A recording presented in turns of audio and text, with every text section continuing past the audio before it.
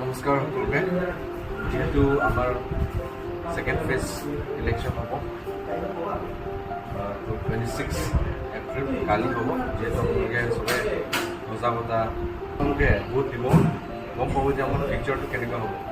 আমাৰ মেইন হ'ল ফিউচাৰ, লগতে এতিয়া উঠি অহা ল'ৰা ছোৱালী নতুন প্ৰজন্ম যিহেতু ফিউচাৰ হয়, যে আমি এতিয়া ভোট দিম, তেখেতে আমাক ভৱিষ্যত 5 বছৰৰ কাৰণে কি কৰিব হ'ব। আমাৰ খালি কাৰ্বিঙৰ কথা নহয়, আছামত হওক, ইণ্ডিয়াত হওক, হয় ন, আমাৰ এই 5 বছৰত কি চেঞ্জেছ আহিব সেইটো আমি চিন্তা কৰিব লাগে।